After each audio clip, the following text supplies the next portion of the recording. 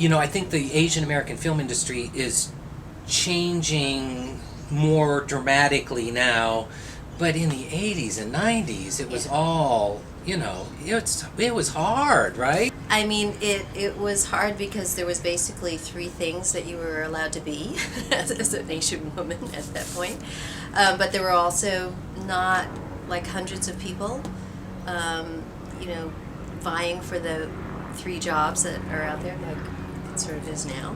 So, it was the land of plenty. I mean, there was a lot of production going on. But, on the other hand, you were allowed to play a Vietnamese, a nurse or a prostitute. So, okay. On the one hand, you as an artist, you want to act and you want to do roles. On the other hand, you have to deal with flavor of the month, and you have to deal with the stereotypes. You can play a great nurse and you can have fun doing it, but at the same time, there's the frustration that I've played a nurse over and over, yes, right? Yes. How do you deal with that as an actress? Well, I'll tell you, I do theater, and I've been doing theater from day one. Can I say that? Before I was a dancer before, so I knew you were a dancer. Yeah. In the theater forever, before I was an actor. So that's sort of my home base.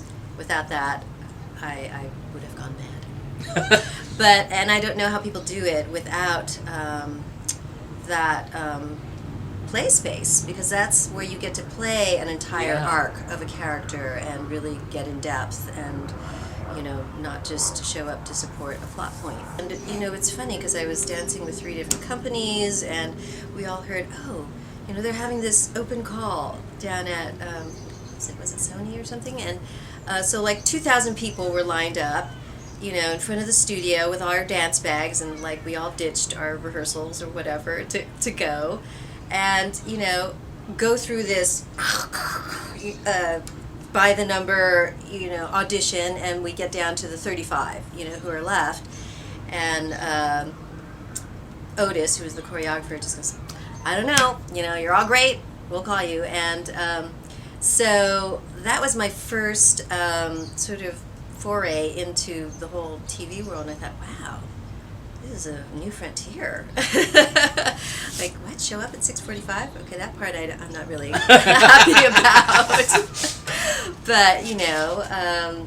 So was that something that actually gave you the acting bug then too? Was that, or? This is really funny. But what actually gave me the acting bug was I fell into doing some music videos, because of course then was the explosion of the music video. Yeah, it was huge. And I was still at UCLA, I think, and Billy Steinberg, who blah blah blah was doing, who wrote Like a Virgin, was doing this song, and his wife, or no, the woman who was engaged to him was choreographing his first video, and she chose me to be like, the person, the girl, the woman in the video. So, and that had a little storyline to it. And in those days, maybe still now, they just shoot music videos until you're done. So we had this, 24, 36-hour shoot or something. And, I got to play this woman who had this little arc, and was the first time I was in front of a camera, and I knew how to use the camera. And when I actually took an acting class, I was shaking for days, literally, like my teeth were chattering, because I knew, this is what my soul needs to do next. I need to speak. Yeah. So that was it. And you got to do, because I was noticing this, you got to do GHOSTBUSTERS II, which came along in another 48 hours. And once you get into the bigger films, even if you have small roles, being in films like that, does it sort of give you this validation of I'm okay, I can do this? And I didn't have those kinds of doubts. I just knew what I could do, and I went out and did it. So, it was a little bit surprising, jarring, that they shut down 4 blocks of downtown LA, and I was sitting in a cop car shooting the scene with Eddie Murphy, and it was like, oh, I'm actually in the middle of this thing that they shut down 4 blocks of LA for. That's wild. I got called in by John Levy for this China Beach. I had done one already. Oh. And so John Levy called me and he said, we've been trying to cast this role of a Vietnamese 16-year-old leper boy, and we can't do it. Would you come in and read for it? I went, I can do that. Yeah, So, I can do anything. yeah, so I put on my hat and stuffed all my hair underneath, and I'm sitting in this, waiting room with all the other boys, real boys, and they're like cracking up because I'm there. They're, watch, she's gonna get it. And I went in and I did my thing. It was for Mimi Leader was directing, and they were like really interested, and they hired me. And then they ended up rewriting it to be a one-legged Vietnamese girl who's in disguise as a boy.